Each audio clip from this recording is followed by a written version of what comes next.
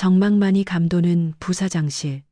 창밖으로 보이는 화려한 서울의 야경은 누군가에게는 성공의 상징이지만 박성재에게는 그저 차갑고 공허한 불빛들에 불과했습니다. 그는 지금 세상에서 가장 무거운 침묵과 싸우고 있었죠. 책상 위에는 서류 한 장이 놓여 있었습니다. 그것은 사랑하는 친구이자 수빈의 오빠인 이지혁의 생명이 얼마 남지 않았음을 알리는 잔인한 선고나 다름없었는데요. 펜을 든 성재의 손이 미세하게 떨립니다. 숨을 쉴 때마다 가슴을 짓누르는 압박감에 그는 깊은 한숨을 내뱉으며 고개를 떨구고 말았습니다. 사실 현대의학의 정점에 서 있다는 이 나라에서도 심근병증을 앓고 있는 지역에게 남은 유일한 동아줄은 기적처럼 나타날 장기 기증자뿐이었습니다. 하지만 그 기적이라는 것이 얼마나 희박하고 잔인한 기다림인지 성재는 누구보다 잘 알고 있었죠. 창밖을 멍하니 응시하던 그의 눈동자에 서서히 서늘한 집념이 서리기 시작합니다. 이대로 앉아서 하늘의 처분만 기다릴 수는 없어. 성재는 스스로에게 다짐하듯 읊조렸습니다. 이것은 단순히 친구를 구하려는 욕심이 아니었습니다. 소중한 사람들을 지켜내지 못했던 과거에 대한 속죄이자 운명이라는 거대한 벽에 정면으로 부딪혀보겠다는 선전포고였는데요. 책상 위에 인터폰을 누르는 그의 손가락 끝에 단호한 결의가 실렸습니다. 잠시 후 문이 열리고 김 비서가 들어오자 성재의 낮은 목소리가 방 안을 가득 채웠습니다. 이제부터 그는 신이 정해놓은 운명의 시계를 거꾸로 돌리기 위한 위험하고도 위대한 추적을 시작하려 합니다. 과연 인간의 의지가 죽음이라는 거대한 섭리를 이길 수 있을까요? 기적은 기다리는 자에게 오는 것이 아니라 스스로 길을 만드는 자에게만 허락되는 법이니까요. 차가운 정적이 흐르는 사무실 안 박성재의 시선은 오직 한 곳, 허공 너머에 보이지 않는 희망만을 쫓고 있었습니다.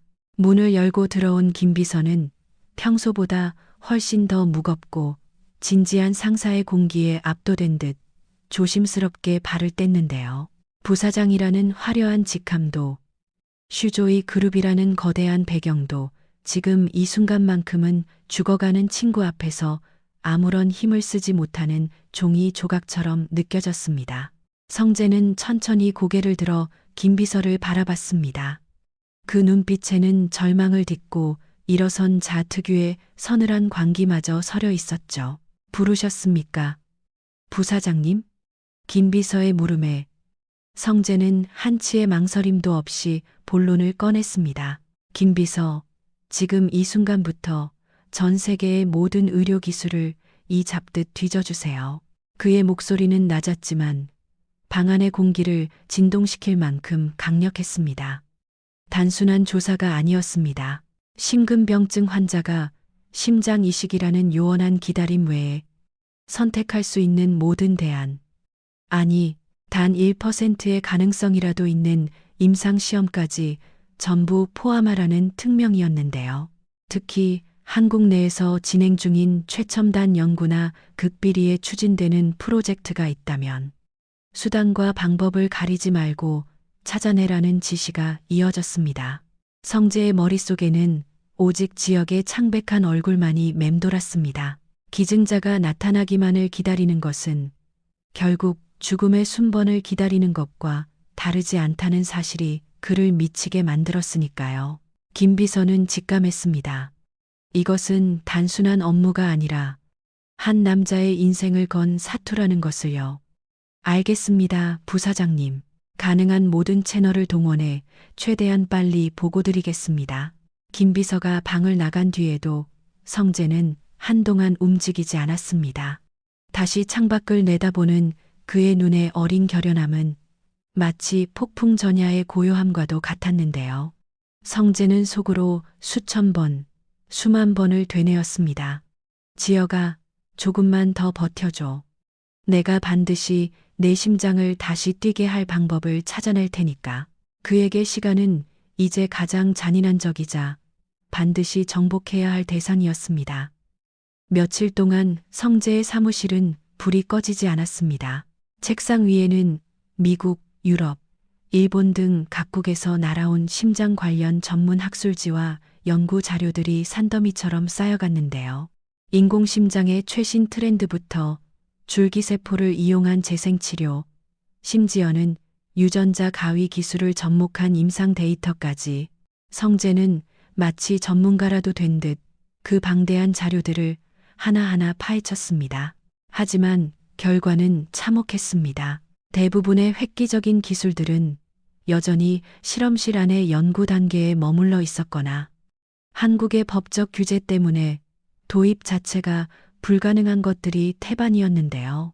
읽어 내려가는 서류마다 불가능 혹은 시기상조라는 단어가 성재의 가슴에 비수처럼 꽂혔습니다. 하지만 그는 포기하지 않았습니다. 희망이 단절된 것처럼 보이는 이 절벽 끝에서 그는 보이지 않는 틈새를 찾아 끊임없이 벽을 두드리고 있었죠. 어둠이 짙게 깔린 어느 날 밤, 다시 한번 김비서가 다급한 발걸음으로 사무실 문을 열었습니다. 그의 손에 들린 서류 뭉치는 이전과는 다른 묵직한 존재감을 뿜어내고 있었는데요.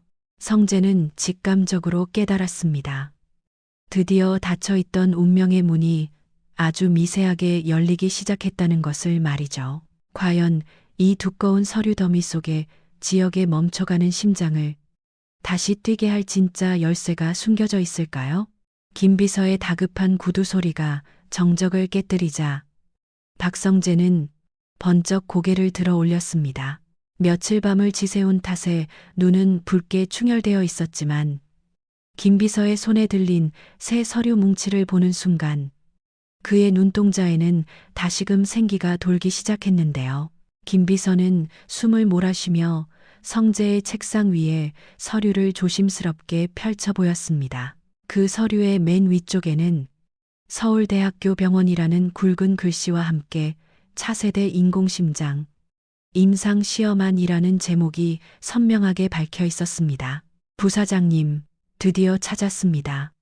이건 일반에 공개되지 않은 극비 프로젝트입니다.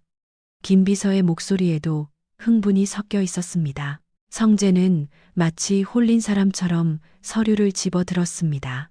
종이를 넘기는 그의 손가락 끝이 미세하게 파르르 떨렸는데요. 내용인즉슨 미국 최고의 의료기관과 서울대병원이 공동으로 연구 중인 차세대 인공심장 시스템에 관한 것이었습니다. 이미 미국에서는 1차 임상시험을 통해 그 안정성과 획기적인 기술력을 입증받았고 현재 한국에서 최종적인 2차 임상시험을 진행하고 있다는 아주 구체적인 데이터가 담겨 있었죠. 김비서의 설명이 이어질수록 성재의 심장 박동도 덩달아 빨라졌습니다. 이 신기술은 기존의 무겁고 불편했던 인공심장과는 차원이 달랐는데요. 인체의 적합성이 뛰어나 부작용을 획기적으로 줄였을 뿐만 아니라 수술 후에도 거의 정상인과 다름없는 일상생활이 가능하며 장기적인 생존율 역시 비약적으로 높다는 보고였습니다. 이 지역에게는 그야말로 하늘이 내린 유일한 동아줄이자 죽음의 신으로부터 도망칠 수 있는 마지막 비상구였던 셈입니다. 하지만 기쁨도 잠시 서류를 넘기던 성재의 미간이 다시금 무겁게 찌푸려졌습니다. 서류의 마지막 페이지에는 독소 조항과 같은 까다로운 조건들이 명시되어 있었기 때문인데요. 임상시험의 특성상 대상 환자의 수가 극도로 제한되어 있었고 이미 선정된 후보자 외에는 그 어떤 예외도 허용하지 않는다는 엄격한 규칙이 존재했습니다. 부사장님, 문제는 이 프로젝트가 철저하게 병원 측의 통제하에 있다는 점입니다. 개인적인 부탁이나 자격으로는 그 두꺼운 병원 문턱을 넘는 것조차 불가능해 보입니다.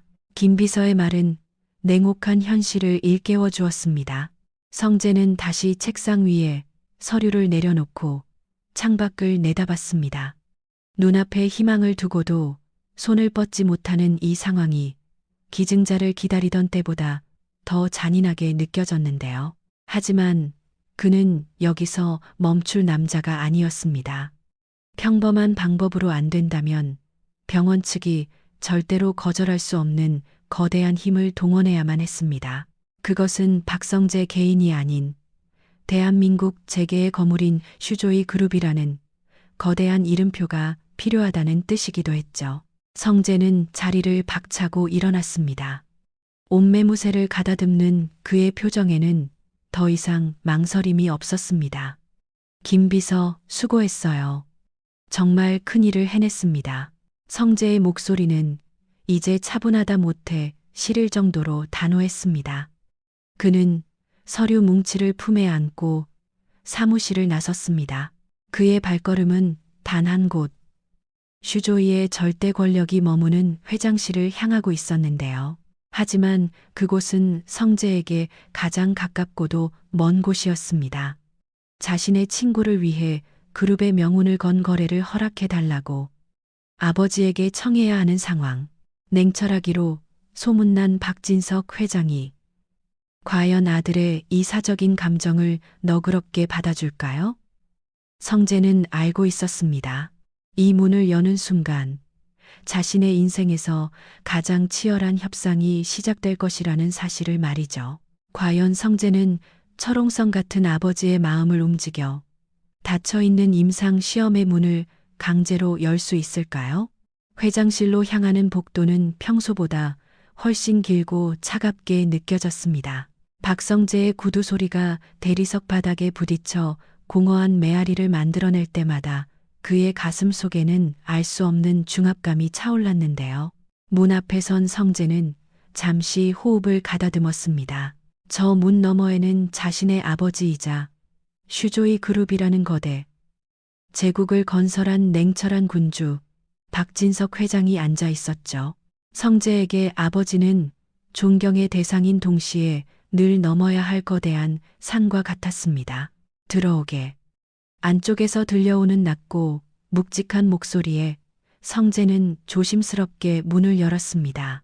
방 안은 책상 앞에 앉아 서류를 검토하던 박진석 회장의 카리스마로 가득 차 있었는데요. 박 회장은 고개를 들어 아들을 바라봤습니다. 평소와 달리 초췌한 기색이 역력하면서도 눈빛만큼은 어느 때보다 형형하게 빛나는 아들의 모습에 박 회장의 눈썹이 살짝 치켜 올라갔습니다. 무슨 일이냐, 성재야. 이 시간에 여기까지 찾아오고 성재는 말없이 다가가 준비해온 서류 뭉치를 아버지의 책상 위에 펼쳐 놓았습니다. 그리고는 한치의 흐트러짐 없는 자세로 깊숙이 고개를 숙였습니다. 아버지, 간곡히 부탁드릴 일이 있어서 왔습니다. 아들의 돌발적인 행동에 박 회장은 의자 뒤로 몸을 기대며 흥미롭다는 듯 물었습니다. 말해봐라. 네가 이토록 간절하게 고개까지 숙이며 부탁할 일이 무엇인지. 성재는 떨리는 목소리를 다잡으며 차근차근 설명을 시작했습니다. 이 지역이라는 친구가 처한 절망적인 상황. 그리고 서울대병원에서 진행 중인 차세대 인공심장 임상시험의 압도적인 기술력에 대해 말이죠. 하지만 박 회장의 표정은 좀처럼 읽을 수 없었습니다. 아들의 이야기가 이어지는 동안 박 회장은 그저 손가락으로 책상을 톡톡 두드리며 생각에 잠긴 듯 보였는데요. 그 이수빈 양의 오빠라는 청년 말이냐?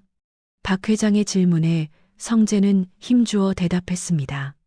네, 제 가장 소중한 친구이자 수빈이의 오빠입니다. 하지만 지금 기증자만 기다리다가는 골든타임을 놓칠 게 뻔합니다. 서울대병원의 이 임상시험이 유일한 살 길입니다. 성재는 개인의 자격으로는 병원 측의 완고한 규정을 뚫을 수 없음을 고백하며 슈조이 그룹 차원에서의 지원과 협상이 필요하다고 호소했습니다.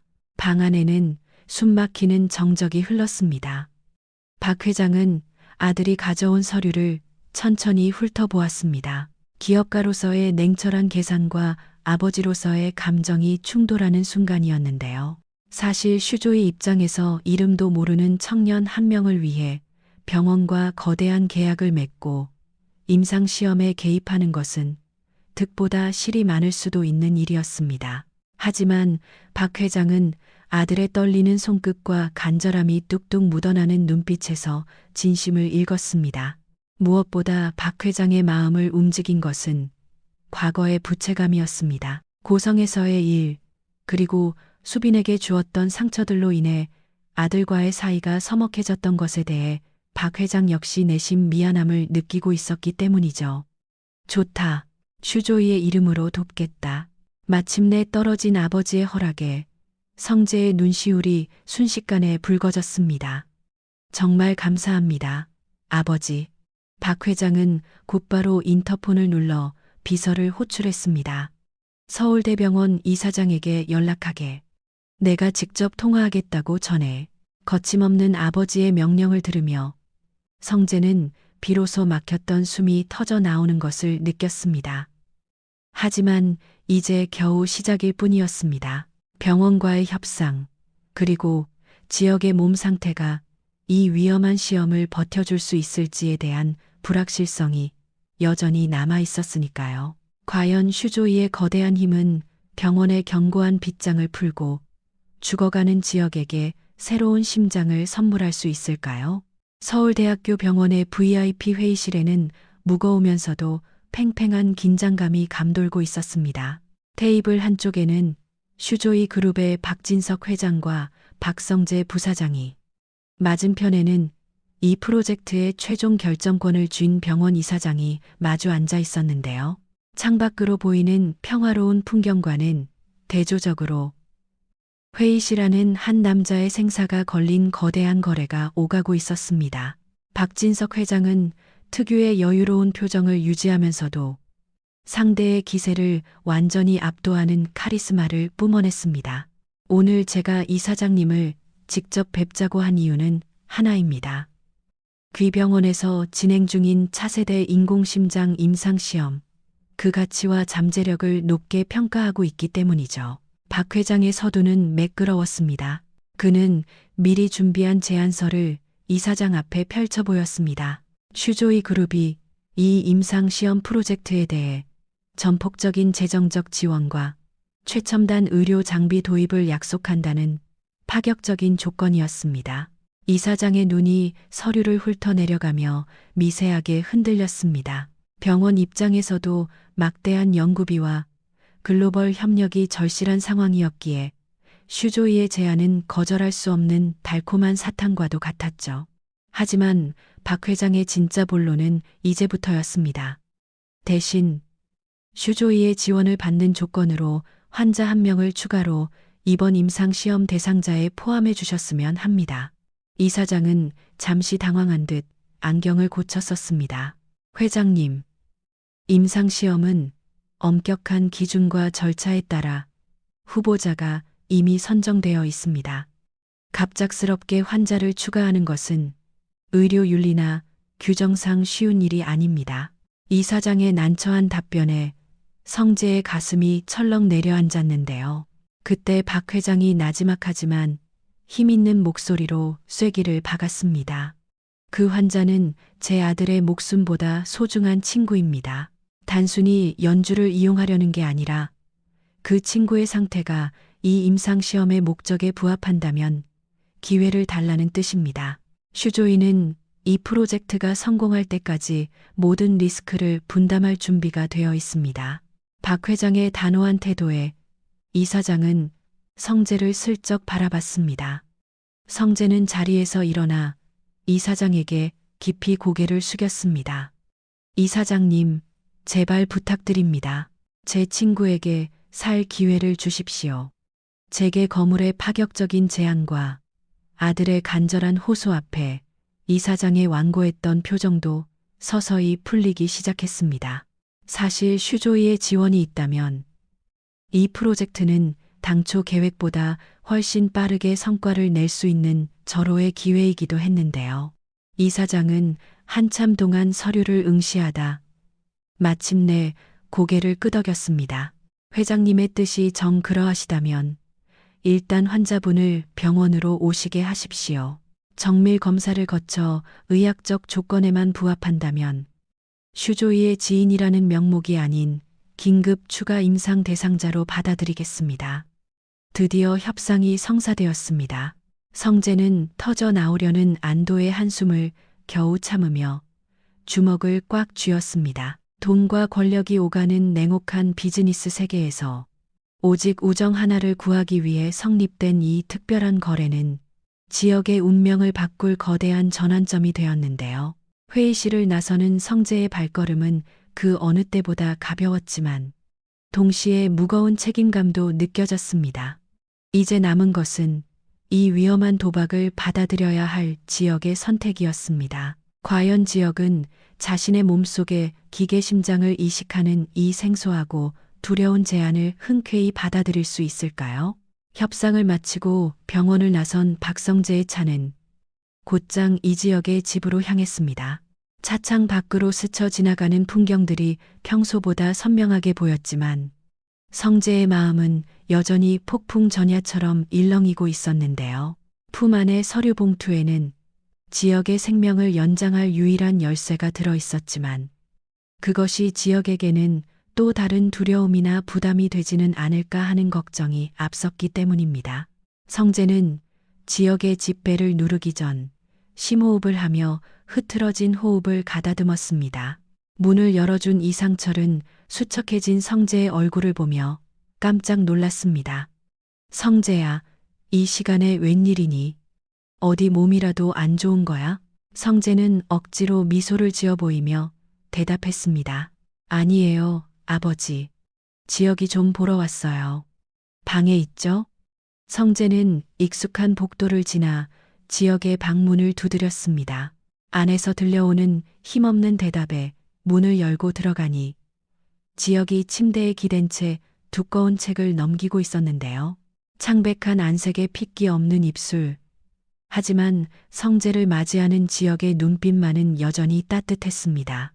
무슨 일이야, 이 밤중에. 지역이 묻자 성재는 침대 옆 의자를 끌어당겨 앉았습니다.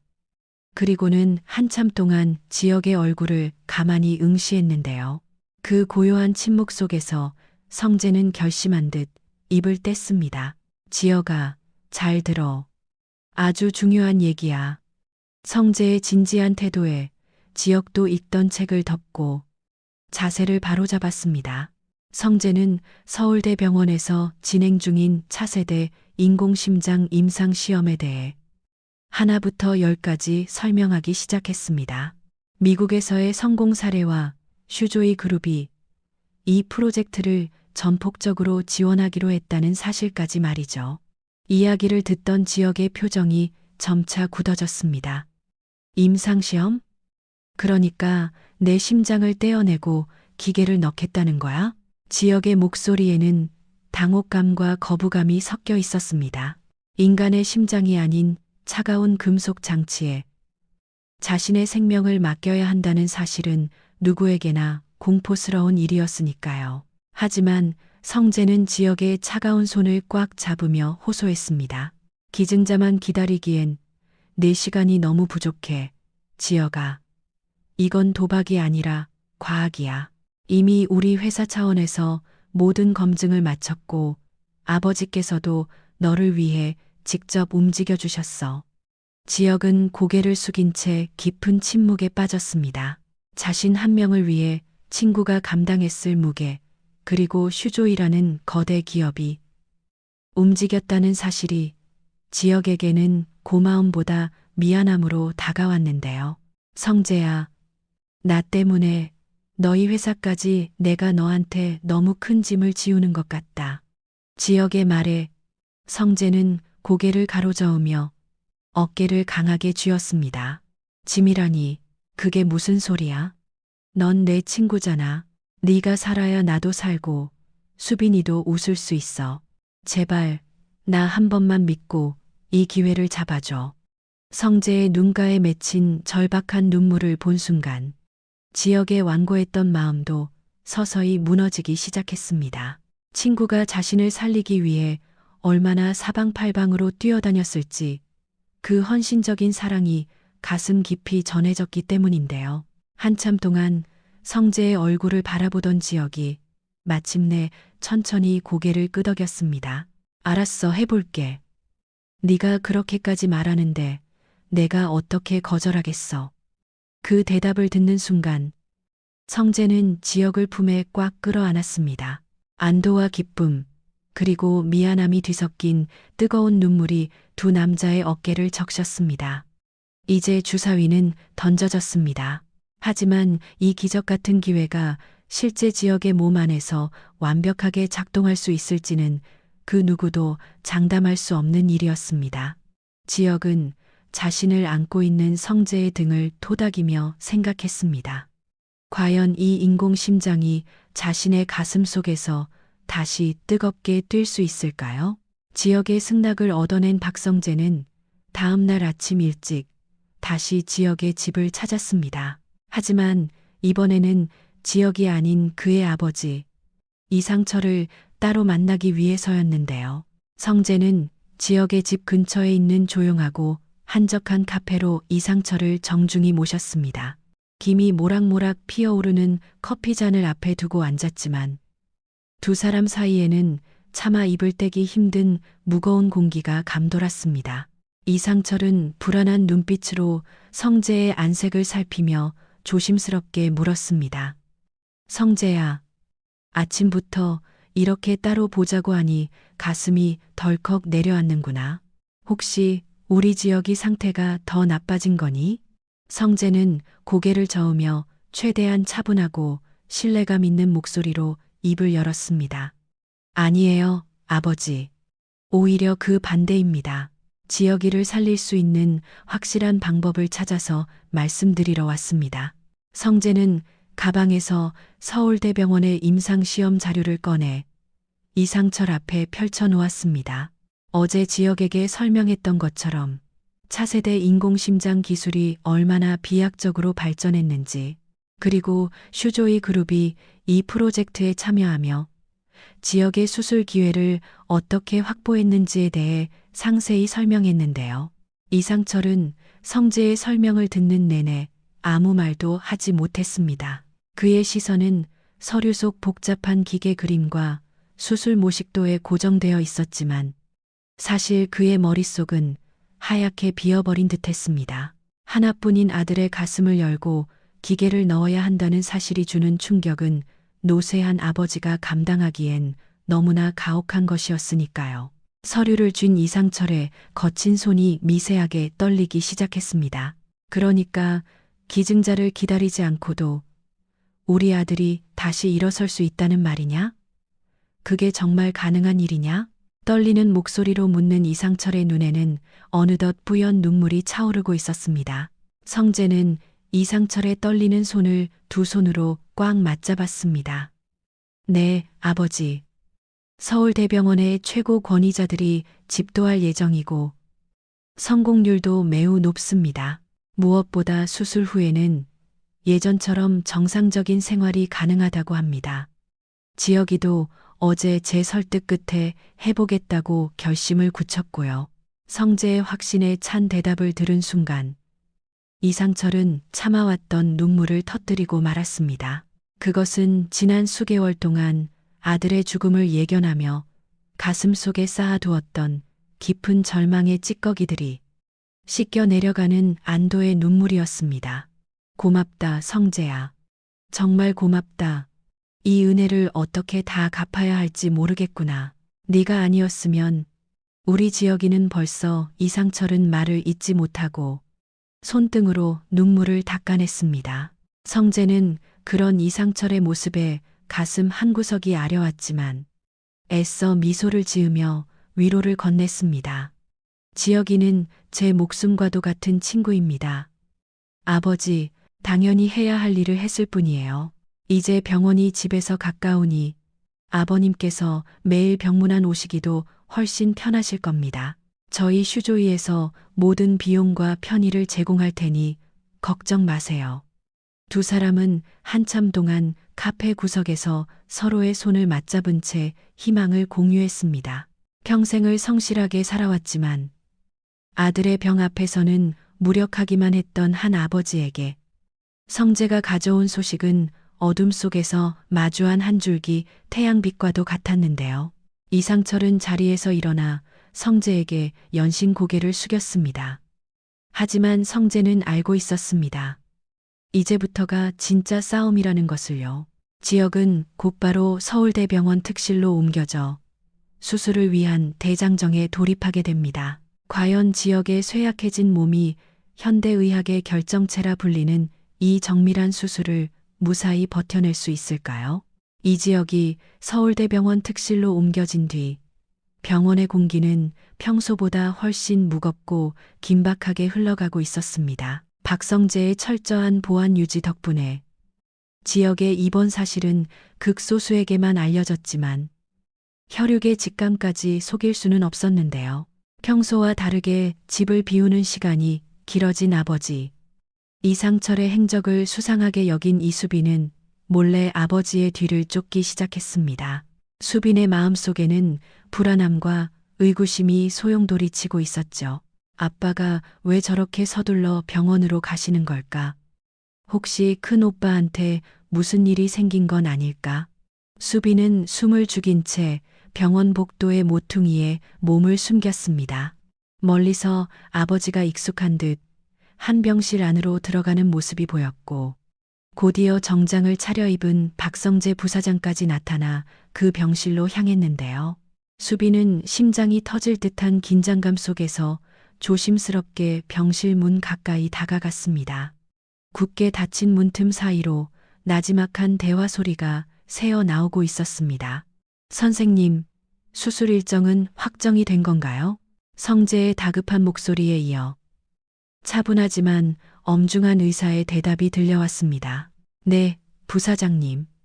월요일 오전 9시로 잡혔습니다. 준비는 모두 끝났습니다. 문 밖에서 이를 듣던 수빈의 눈이 경악으로 물들었습니다. 수술이라니, 그것도 기증자가 나타나지 않은 이 시점에 대체 무슨 수술을 한다는 것인지 도무지 이해할 수 없었는데요. 하지만 이어지는 의사의 말은 수빈의 숨을 완전히 멎게 만들었습니다. 이번 차세대 인공심장 이식 수술은 국내에서 처음 시도되는 만큼 리스크가 큽니다. 하지만 이 지역 시의 심장 기능이 이미 한계치라 인공심장만이 유일한 대안입니다. 인공심장이라는 생소한 단어가 수빈의 귓가를 때렸습니다. 오빠의 가슴에 차가운 기계를 넣는다는 충격적인 사실에 수빈은 입을 틀어막은 채 제자리에 주저앉을 뻔했습니다.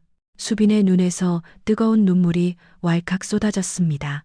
오빠가 생사의 갈림길에서 그런 엄청난 결정을 내리는 동안 자신만 아무것도 모르고 있었다는 사실에 가슴이 찢어지는 듯 했는데요.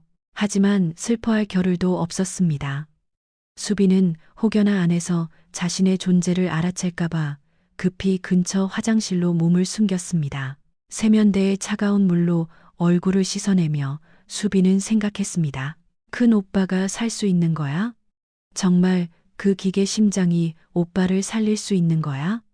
두려움과 희망이 뒤섞인 혼란 속에서 수빈은 결심한 듯 화장실을 나섰습니다. 더 이상 숨어 있을 수 없었던 수빈은 당당하게 병실 문을 열고 안으로 들어섰습니다. 갑작스러운 수빈의 등장에 병실 안에 있던 지역과 성재 그리고 이상철은 소스라치게 놀라 돌아봤는데요. 수빈아, 네가 여긴 어떻게? 이상철이 당황하며 말을 흐렸지만 수빈은 이미 눈물이 범벅이 된 얼굴로 지역에게 달려가 안겼습니다. 큰 오빠, 왜 나한테는 말 안 했어? 왜 혼자서 이런 무서운 결정을 한 거야? 수빈의 울음 섞인 외침에 병실 안은 순식간에 숙연해졌습니다. 지역은 야윈 손으로 수빈의 등을 토닥이며 씁쓸하게 미소 지었습니다. 미안해, 수빈아. 겁주기 싫어서 그랬어. 오빠, 괜찮아. 성재 오빠가 도와줘서 이제 곧 건강해질 거야. 성재는 그 모습을 뒤에서 묵묵히 지켜보며 주먹을 꽉 쥐었습니다. 가족들의 눈물을 보며 그는 다시금 다짐했습니다. 이 수술은 반드시 성공해야만 한다고, 아니 성공시켜야만 한다고 말이죠. 하얀 병원 복도에 길게 늘어진 그림자들 사이로 한 가족의 간절한 염원이 무겁게 내려앉고 있었습니다. 수빈의 갑작스러운 등장으로 눈물바다가 되었던 병실은 어느덧 차분한 가라앉은 정적 속에 놓였습니다. 수빈은 지역의 침대 곁에 꼭 붙어 앉아 오빠의 창백한 손을 두 손으로 감싸쥐고는 놓아줄 줄 몰랐는데요. 마치 손을 놓으면 오빠가 어디론가 사라져 버릴 것만 같은 불안함이 그녀의 눈동자에 가득했습니다. 수술 전 마지막 밤, 창밖의 달빛은 유난히도 차갑고 시리게 느껴졌는데요. 지역은 오히려 자신보다 더 떨고 있는 수빈의 머리를 부드럽게 쓰다듬으며 애써 담담한 미소를 지어 보였습니다. 수빈아, 오빠가 이래 봬도 운이 참 좋지 않니? 기계 심장이라니. 마치 영화 속 주인공이라도 된 기분이야. 지역의 농담 섞인 위로에도 수빈은 그저 눈물 맺힌 눈으로 오빠를 바라볼 뿐이었습니다. 옆에서 이 광경을 묵묵히 지켜보던 박성재는 가슴 한구석이 아려오는 것을 느꼈는데요. 그는 조용히 자리에서 일어나 잠시 회사에 들러야겠다며 자리를 비워주려 했습니다. 성재의 배려를 눈치챈 수빈이 벌떡 일어나 그를 뒤따라 나섰습니다. 병실 밖 복도는 낮의 소란스러움은 온데간데 없이 서늘한 공기만이 감돌고 있었죠. 성재 오빠, 잠깐만 얘기 좀 해요. 수빈의 부름에 성재는 걸음을 멈추고 그녀를 향해 돌아섰습니다. 수빈은 복도 벽에 기댄 채 한참 동안 말을 잇지 못하다가 이내 고개를 깊게 숙이며 떨리는 목소리로 말했습니다. 성재 오빠, 정말 고마워요. 오빠가 아니었으면 우리 큰오빠 정말 어떻게 됐을지 몰라요. 항상 이렇게 도움만 받는 것 같아서 미안하기도 하고요. 성재는 수빈의 어깨를 가볍게 두드려주며 다독였습니다. 미안해할 것 없어, 수빈아. 지혁이는 내 친구잖아. 그리고 너도 알다시피 내가 약속했었지. 어떻게든 지혁이 살려내겠다고. 난 그 약속을 지키는 것뿐이야. 성재의 목소리에는 흔들림 없는 확신이 서려 있었습니다. 그는 수빈의 눈을 똑바로 쳐다보며 말을 이었습니다. 수빈아, 조금만 더 기다려줘. 이번 수술만 무사히 끝나고 지혁이가 안정을 찾으면 그때는 우리 집안 문제도 다 정리할 거야. 네가 상처받지 않고 다시 돌아올 수 있도록 내가 완벽하게 준비할게. 알았지?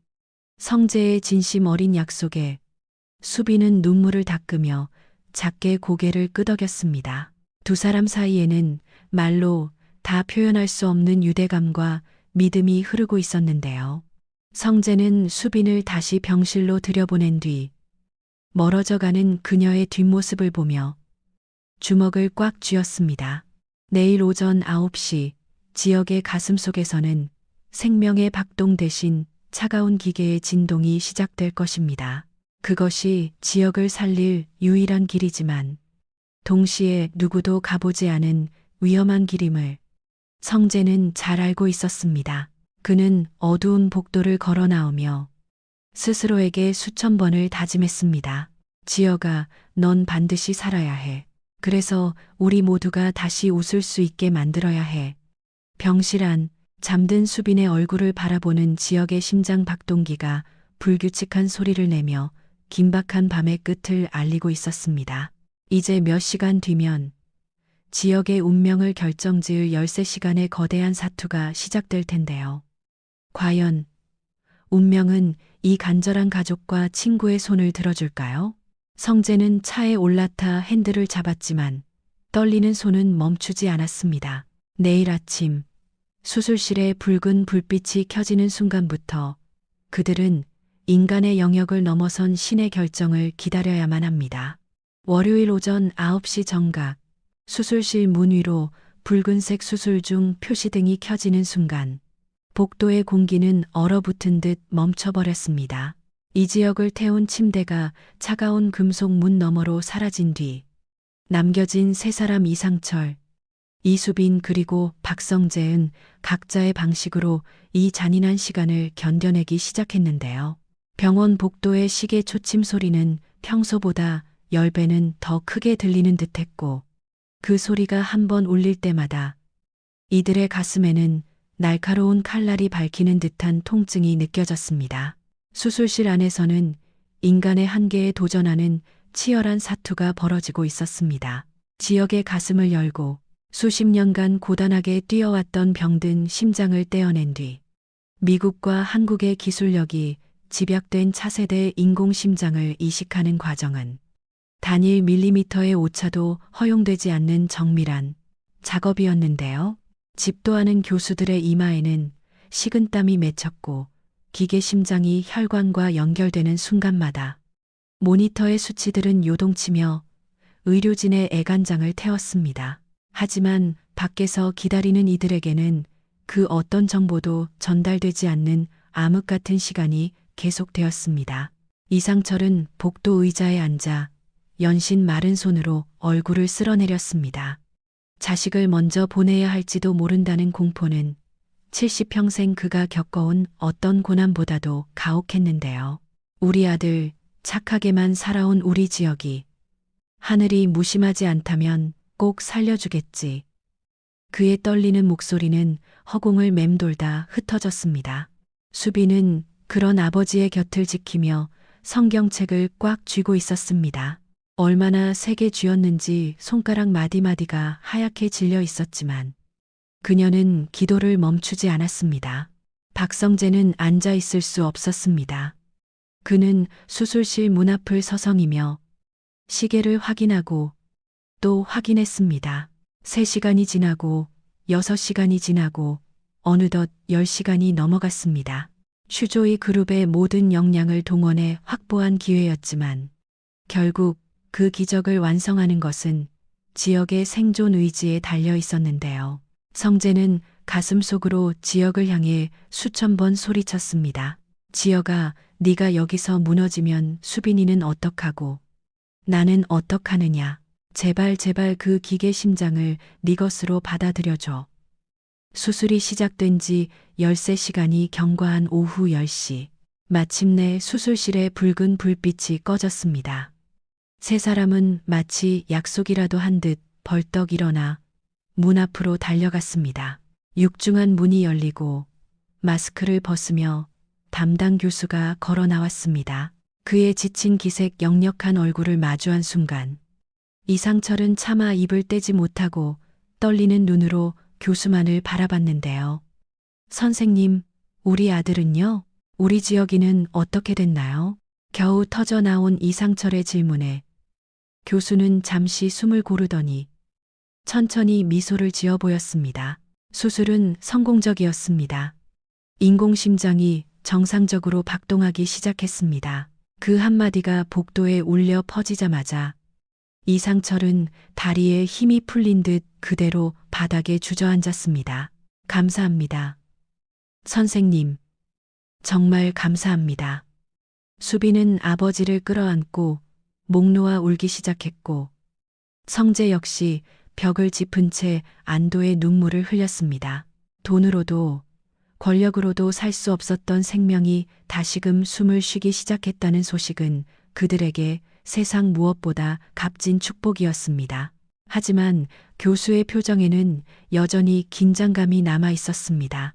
수술은 성공했지만 기계 심장이 인체 내에서 완전히 자리 잡고 회복하는 과정이라는 또 다른 고비가 남아 있었기 때문인데요.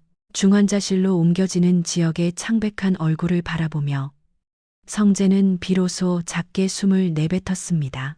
과연 지역은 이 차가운 금속 심장과 함께 예전처럼 따뜻한 일상을 다시 꿈꿀 수 있을까요? 중환자실에서의 고통스러운 사투와 수술 후 한 달이라는 시간이 흘렀습니다. 병원의 하얀 벽지는 더 이상 절망의 색이 아닌 새로운 시작을 준비하는 도화지처럼 보였는데요. 드디어 이 지역이 무거운 환자복을 벗고 평범한 일상복으로 갈아입는 날이 왔습니다. 거울 속에 비친 자신의 모습은 여전히 수척했지만 가슴 안쪽에서 느껴지는 규칙적이고 묵직한 진동은 그가 살아있음을 끊임없이 증명하고 있었죠. 그것은 예전의 고동과는 조금 달랐지만 그 어떤 음악보다도 생명력 넘치는 박동이었습니다. 담당 교수가 마지막 회진을 위해 병실 문을 열고 들어왔습니다. 그는 지역의 차트를 꼼꼼히 살피더니 만족스러운 듯 고개를 끄덕였습니다. 이지혁 씨, 이제 정말 집으로 돌아가셔도 좋습니다. 인공심장이 아주 안정적으로 자리를 잡았네요. 현대의학이 만든 이 기적이 지혁 씨의 강한 의지를 만난 덕분입니다. 교수의 말에 지혁은 침대에서 일어나 허리를 숙여 깊게 인사했습니다. 선생님, 진심으로 감사합니다. 저에게 다시 숨 쉴 수 있는 기회를, 새로운 생명을 주셨습니다. 그의 목소리에는 깊은 울림이 담겨 있었습니다. 교수는 웃으며 지혁의 어깨를 가볍게 두드려 주었습니다. 천만에요. 다만 잊지 마세요. 이제부터는 정기 검진을 단 한 번도 빼먹어서는 안 됩니다. 과격한 운동은 피하고 몸에 조금이라도 평소와 다른 이상이 느껴지면 즉시 병원으로 달려오셔야 합니다. 아시겠습니까? 지혁은 비장한 각오로 고개를 끄덕였습니다. 네, 명심하겠습니다. 제 가슴 속에 이식된 이 소중한 기회를 절대로 헛되이 쓰지 않겠습니다. 마지막으로 두 사람이 굳게 악수를 나누자 병실 안에는 따뜻한 안도의 공기가 가득 찼습니다. 병실 밖에는 아버지 이상철과 동생 수빈이 설레는 표정으로 짐꾸러미를 들고 기다리고 있었습니다. 그리고 병원 로비로 내려가자 그곳에는 바쁜 업무 중에도 한 걸음에 달려온 박성재가 서 있었는데요. 성재는 차 문 옆에 기대어 지혁을 발견하자마자 환하게 웃어 보였습니다. 지혁아, 성재의 외침에 지혁은 왈칵 쏟아지려는 눈물을 참으며 친구에게 다가갔습니다. 두 남자는 말없이 서로를 꽉 껴안았습니다. 고마움과 미안함, 그리고 말로 다 할 수 없는 우정이 그 짧은 포옹 속에 녹아내렸습니다. 정말 잘됐다, 지혁아. 고생 많았어. 성재의 떨리는 목소리에 지혁은 그의 어깨를 두드리며 대답했습니다. 다 내 덕분이야. 성재야, 네가 포기하지 않아서 내가 지금 여기 서 있는 거야. 성재가 가져온 검은색 세단에 온 가족이 몸을 실었습니다. 병원을 나서는 차창 밖으로 쏟아지는 눈부신 햇살은 지혁이 한 달 전 수술실로 들어가며 마지막으로 보았던 그 빛보다 훨씬 따스하고 찬란했는데요. 도심의 소음조차 이제는 그에게 반가운 삶의 노래처럼 들렸습니다. 집으로 돌아온 지혁은 일주일 동안 충분한 휴식을 취하며 기력을 회복했습니다. 집안 곳곳에 밴 익숙한 냄새와 가족들의 웃음소리가 그의 얼어붙었던 감정들을 서서히 녹여주었죠. 그러던 어느 날 오후, 지혁은 단정하게 옷을 갈아입고 밖으로 나갈 채비를 했습니다. 거실에 있던 이상철이 의아한 듯 물었습니다. 지혁아, 몸도 아직 완전히 회복되지 않았는데 어디 가려고 하니? 지혁은 신발끈을 묶으며 아버지에게 환한 미소를 지어 보였습니다. 아버지, 은호 만나러 가요. 더 이상 기다리게 하면 안 될 것 같아서요. 이상철은 아들의 깊은 눈빛에서 이미 모든 결심이 끝났음을 읽었습니다. 그는 흐뭇한 미소를 지으며 아들의 어깨를 다독였습니다. 그래, 조심히 다녀오너라. 은호 양도 많이 기다렸을 게야. 지혁은 가벼운 발걸음으로 대문을 나섰습니다. 가슴 속 인공심장이 평소보다 조금 더 빠르게 뛰는 것을 느끼며 그는 지은호가 있을 사무실을 향해 걷기 시작했습니다. 과연 지은호는 죽음의 문턱에서 돌아온 지혁을 보고 어떤 반응을 보일까요? 그리고 지혁은 자신의 가슴 속에 깃든 이 차가운 비밀을 그녀에게 어떻게 고백하게 될까요? 익숙한 회사의 로비를 지나 지은호의 사무실 앞에 선 이지혁의 손끝이 미세하게 떨렸습니다. 한 달이라는 시간은 누군가에게는 짧은 찰나였겠지만 생사의 경계를 넘나들었던 지혁에게는 영겁의 세월과도 같았는데요. 심호흡을 한번 크게 내뱉은 그가 조심스럽게 문을 열고 안으로 발을 들였습니다. 은호야. 부드럽지만 낮은 그의 목소리가 정적을 깨뜨리자 서류에 열중하던 지은호가 소스라치게 놀라며 고개를 들었습니다. 그녀의 눈동자가 지역을 향하는 순간 세상의 모든 소음이 일시에 사라지는 듯한 정적이 두 사람 사이를 메웠습니다. 선배, 은호의 입술이 가련하게 떨렸습니다. 그녀는 마치 환영이라도 본 듯 자리에서 일어나지도 못한 채 지역을 멍하니 바라봤는데요.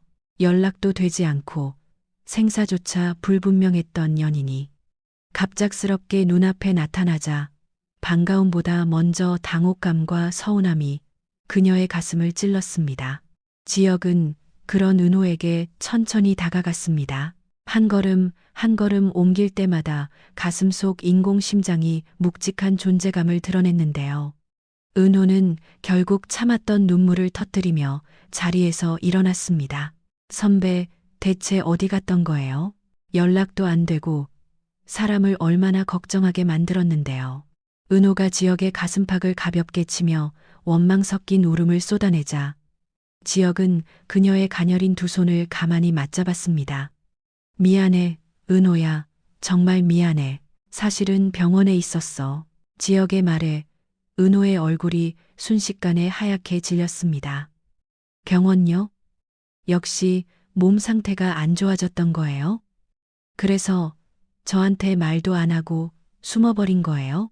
그녀의 눈동자에 어린 공포를 읽은 지역은 고개를 가로저으며 은호의 손을 자신의 왼쪽 가슴 위로 조심스럽게 가져다 댔습니다. 은호의 손바닥 끝으로 아주 낯설고 이질적인 하지만 선명하고 힘있는 박동이 전해졌습니다. 선배, 이게 뭐예요?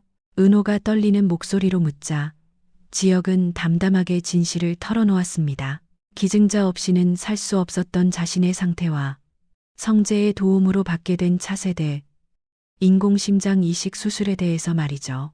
이제는 평생 정기 검진을 받고 관리를 해야 하지만 덕분에 정상적인 생활이 가능해졌고 다시 그녀의 곁에 설 수 있게 되었다는 고백이 이어졌습니다. 은호는 지역의 품에 얼굴을 묻고 한참을 흐느꼈습니다. 바보 같아요. 왜 자꾸 혼자서만 짐을 지려 해요? 살아줘서 이렇게 돌아와줘서 고마워요. 지역은 은호의 머리를 부드럽게 쓰다듬으며 그녀를 더 깊이 안았습니다. 은호야, 이제야 말할 수 있을 것 같아. 나, 이제 내 곁에 있어도 될까? 나 완벽하지 않아. 내 몸속에는 기계가 들어있고 언제 어떤 문제가 생길지 모르는 불안한 인생이야.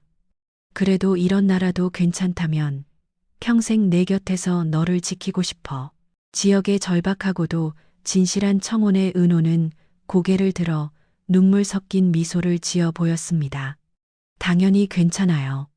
선배가 어떤 모습이든 심장이 어떻게 뛰든 상관없어요. 제 곁에 살아있는 것만으로도 충분해요. 두 사람은 사무실의 따뜻한 조명 아래서 서로의 온기를 확인하며 한참 동안 포옹을 나누었습니다. 지역의 가슴 속 인공심장은 은호의 사랑이라는 새로운 에너지를 얻은 듯 어느 때보다 활기차게 박동하고 있었는데요. 죽음이라는 거대한 그림자를 걷어낸 자리에 비로소 사랑이라는 찬란한 빛이 스며들기 시작했습니다. 이 기적 같은 재회는 단순히 한 남자의 생존을 넘어 두 사람의 운명을 영원히 하나로 묶어주는 맹세가 되었습니다. 한편 아들의 친구를 구하며 비로소 진정한 아버지의 마음을 깨달은 박진석 회장 역시 새로운 결단을 내리고 있었습니다. 개인의 우정에서 시작된 이 작은 기적이 슈조이 그룹이라는 거대 기업을 통해 더 큰 사회적 가치로 승화될 준비를 마친 셈인데요.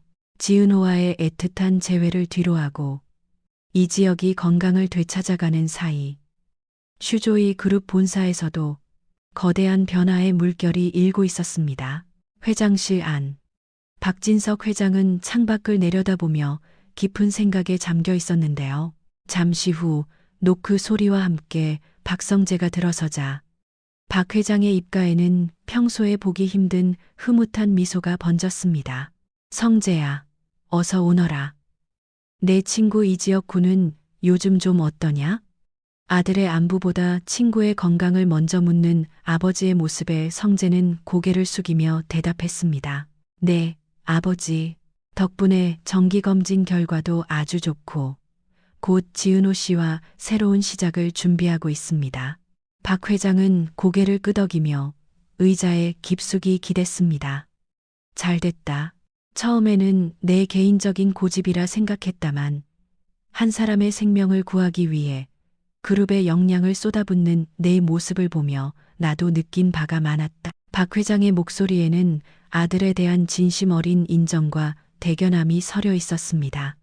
그는 책상 위에 놓인 서류 한 장을 성재 쪽으로 밀어 넣었는데요. 이번 일로 깨달았다. 우리 슈조이가 가진 부와 기술이 단순히 숫자를 늘리는 데만 쓰여서는 안 된다는 것을 말이다.